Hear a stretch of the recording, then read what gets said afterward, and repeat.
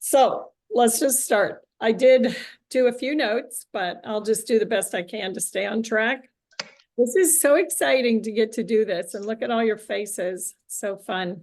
So when I was thinking about what to say tonight, I kept going back to that word, old goat. It means a lot of things to a lot of people, but to me, you guys, it means I've made an indelible mark by being who God created me to be and allowing me to dare to be different. It makes me think about how many times I get asked to do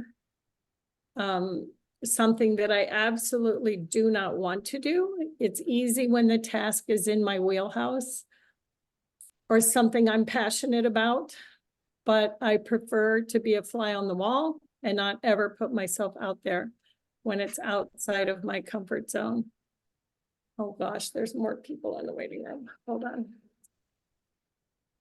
I'll figure this out. Carrie, I wish you were sitting here. You're doing so great. Well, they're in the waiting room, but I don't know how to find them now. It's not letting me.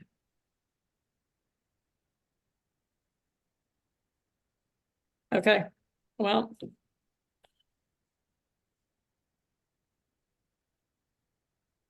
I don't see why I can't.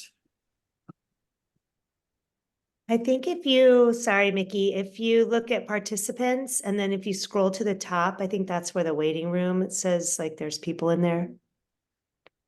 Yeah, I got it now. Okay. It just keeps going back to the message board rather than the waiting room. Okay. So anyways, for me, where did I leave off? Out of my comfort zone. But I've learned the hard way, you guys, through a few successes, that when I am running the other way, turning around, shaking it off, that's when God turns me around and I have to embrace what I'm being called to do. And that's sort of how my Arbonne journey began. I never, ever saw myself doing something like this. I was,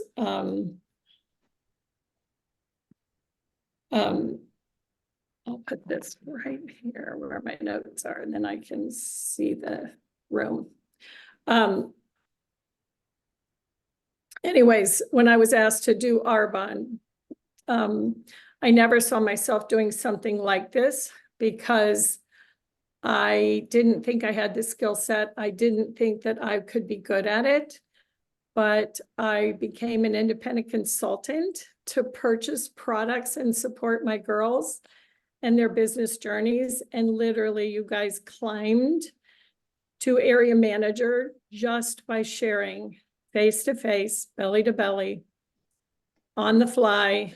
Anyone and everyone I came in contact with, I shared how great these products were. It's crazy how much I doubted what I could do. And yet the whole time I was just trying to support my girls and loving the products, I became the queen of cold market prospecting. And now it's got an echo. I don't know why. But anyways, cold market prospecting. I literally was doing it without even trying or being educated or anything. But I knew I had sorry, I think you gotta mute the lines. They were muted, but I think more people joined and are not muted. So if everybody wants to try to mute their own line, but Mom, you can do it too if you click on participants.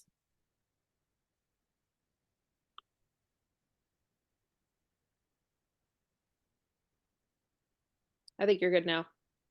Okay. All right, where did I leave off? So I became the queen of cold market prospecting just because I wanted to help my girls. You guys, I literally quit my nursing job when they brought computers to the floor because I didn't think I could do the technology. But I became a hospice nurse where we were still doing paper charting. So I kept, no matter what I did out of fear, I would find a way to get around it. and still achieve the goal. I never had to stop being a nurse. I just had to figure out where I could thrive with my skill set. And over time with this Arbonne, I have literally found myself overcoming my fears and my doubts and realizing that what makes me successful is my people skills. Every stranger is simply a friend I have not met yet. And I love meeting people. I talk to everyone. So let's talk about areas that being like me, staying in your lane, has helped me work my Arbonne business authentically while hanging in my own lane, honoring my own gifts and talents, and staying in my comfort zone without relying on technology. So number one, you have to know your products. You have to familiarize yourself with Arbonne's products inside and out and understand their benefits. Have a basic knowledge of ingredients. You guys, I am not a scientist. I am a nurse, but I do think Arbonne does an incredible job at helping us understand why the products work the way they do. You have to know and trust that our products can address customers' needs. And without a doubt, people will learn to trust your confidence. I don't rely on the internet, so I had to become a walking billboard, encyclopedia type person, which was a little easier for me as a nurse. But then again, I do believe Arbonne does an incredible job at helping us put it in layman's terms. So fast forward to ordering Arbonne from home and having everything shipped right to my door and watching literally my body, mind, and skin transform right before my eyes. I was realizing that I was so passionate about the products that I was telling everybody I knew about them. And our job, you guys, is just to get them on something. The products speak for themselves and they always want more. So second thing you do when you don't use internet is you have to identify your target market, determine your ideal customer based on common interests. That helps tailor your approach and messaging. So when I'm at Pure Barre, Orange Theory, I tailor my conversations towards nutrition, energy levels, weight loss. And I was a Pure Barre addict, but I had kind of maxed out my market there because I go at the same time all the time. So I had to switch and go to evenings. But then I decided that I would try something different. So I joined Orange Theory. And I'm telling you what, the more you put yourself out there in environments that make you uncomfortable, because I am not an exercise person, it's crazy how comfortable you get just sharing your misery with people. And the more you know, and the more you talk, the nurse in me is always asking people how they're feeling, what they're doing. And it's crazy because it's like I'm shopping for people's concerns. I mean, it's just kind of my mentality because that's how I do my networking. That's how I get my prospects. And the nurse in me is always cluing into people's health issues. And so just hearing key phrases and complaints, I can almost always find a product to connect them with to solve whatever it is that's concerning them. Dry skin, acne, joint pain, you know. But I literally have been sitting at a bar. That's the other thing you have to remember. Don't sit at a table because you won't meet the people sitting beside you. Always sit at a bar. I am a bar fly. And that's where I meet people. You sit there, you talk to them. And I actually had a lady one time sitting beside me and her husband was cutting her food. And I looked at her hands and I said, oh my goodness, that has to be so painful. And she said, well, it's why he cuts my food. My hands are always like this. You guys, back when Arbonne had little sample hand creams. I handed her one and I said, try this and see if it doesn't make a difference. That woman still, no matter what hand cream we have, she still uses Arbonne's hand creams. And I can't get her to do anything else, but she has sent several people to me. So being aware of your surroundings, helping people fix small things, they'll trust you with the big things and send you their friends. Number 3 is I build genuine relationships. I focus on building authentic connections with people. Building depth in relationships, you guys, takes time. It doesn't happen in a grocery store. You have to be and always focus on being a better listener than you are a talker. Tune into their needs and concerns, and then when it's appropriate, offer solutions that align with what their concerns are. You guys, I've had situations where people that I know, like, and trust, that know, like, and trust me, have found Arbonne somewhere else. That stings always. And I'm hoping you guys haven't done that, but it's happened to me on several occasions. And when I confront it, I've always been told that because I didn't bring up the topic of the business, they assumed I didn't believe they would be good at it. So always assume that they are a yes, no matter who they are. Put a star on everyone's head. And even if they tell you no, it's got to be a feel-good moment for them, that they thought that you thought highly of them. And if they ever get introduced to Arbonne by someone else, they will remember you because of the way you made them feel. We aren't being called to, I feel sometimes that we don't quite know how to approach it. It gets uncomfortable with strangers, but we're not being called to be a preacher or a teacher, and we're not on a platform shouting what we have, but every single one of us has the ability to speak about what we love and what we trust. We do it in every other aspect of our life. We need to be more comfortable with it with Arbonne.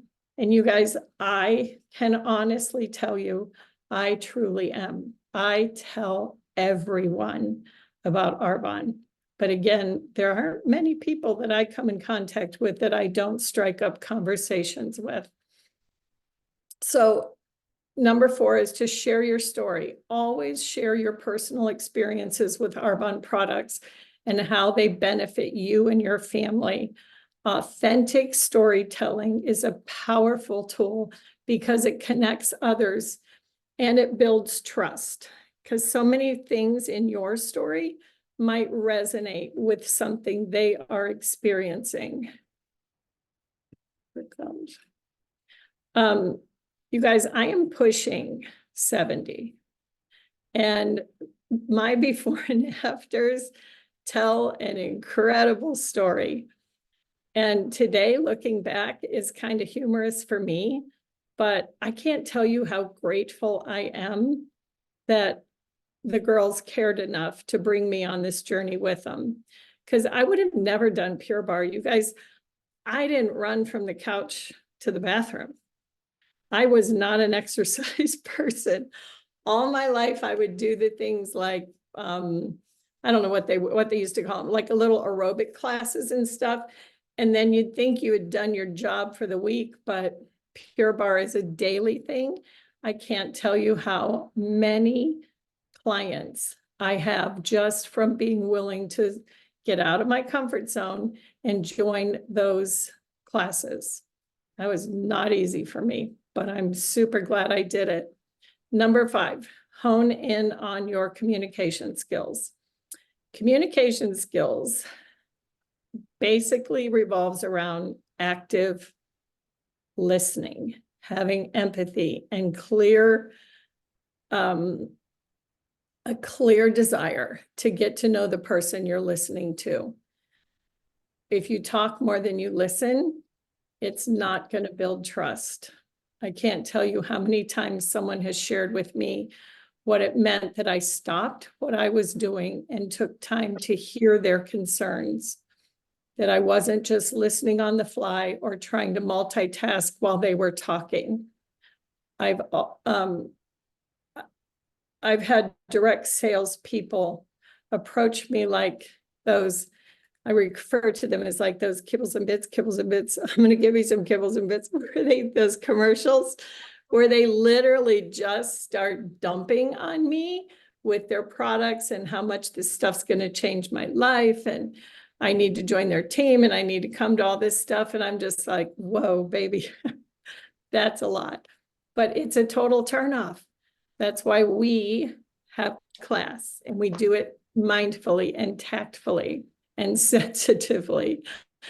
Number 6, when you're building your business authentically, is the difference for us is we offer value. And that sometimes isn't always portrayed or absorbed over the internet. Providing value to your customers beyond selling them products. I love giving people tips, advice, support related to their health, their wellness, their skincare, anything that showcases not an expertise, but a genuine desire to help them. My clients love getting those monthly news wellness letters. Anything you can do just to give them a little more value for being one of your customers. Number 7, stay true to yourself. Stay authentic to who you are and your values. You guys don't try to be someone else. You are not, don't use sales tactics. People are drawn to authenticity, and for some reason it fosters an element of trust from others when you're being your authentic self. I don't really know how to be anything else. Nobody trusts a know-it-all. I've witnessed some pretty incredible accomplishments in my lifetime, and every one of them was a result of sheer passion and purpose. I am passionate about helping other people, no matter what the situation. Which brings me to utilizing what I call offline channels. While the internet can be really valuable to a lot of you, and many, and you guys, I had 2 nations pop out of my organization. I didn't train them because they were all social media and internet and online. So, and that's okay. Most of them know what they're doing. You don't need to be a leader. You need to love on, encourage, and help educate them. You don't need to train them.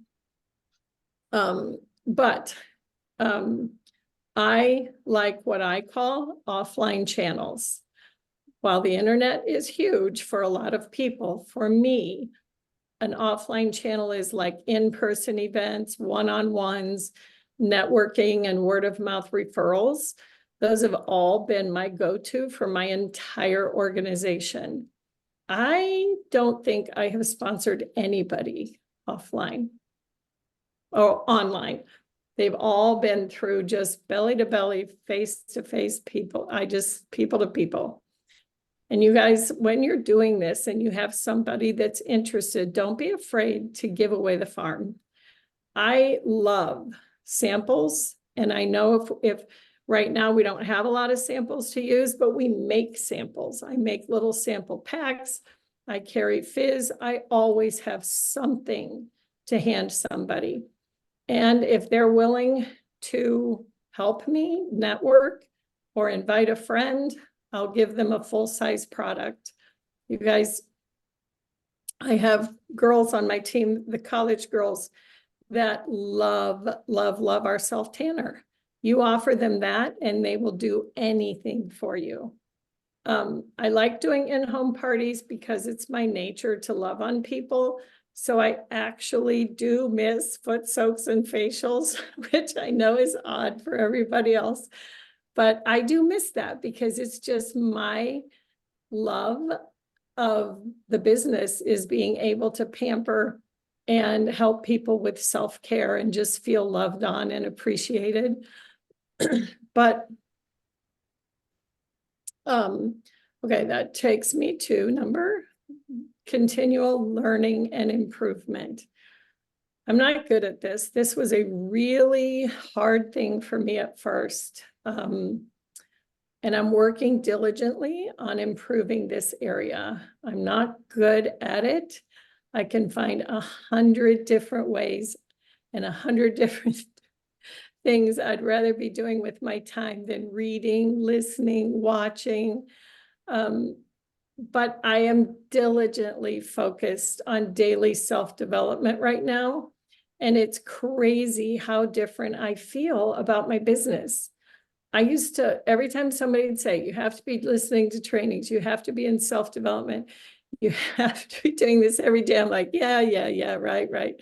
But it's true. I am literally working on it. And it's crazy how different I feel about my business, my clients, my team, and my willingness to put myself out there. You guys, I continually seek opportunities to improve my skills and my knowledge and to ways that I can serve my customers better. And I really have learned the hard way that if I'm not growing myself personally, then I'm not growing my business, or at least I'm not being true to it. And the last thing is when we measure our success, you have to set goals for your business and track your progress regularly. I used to think I didn't need charts, Post-it notes, or any of that stuff. I thought that, I don't know, I just didn't want to take the time to do it most of the time.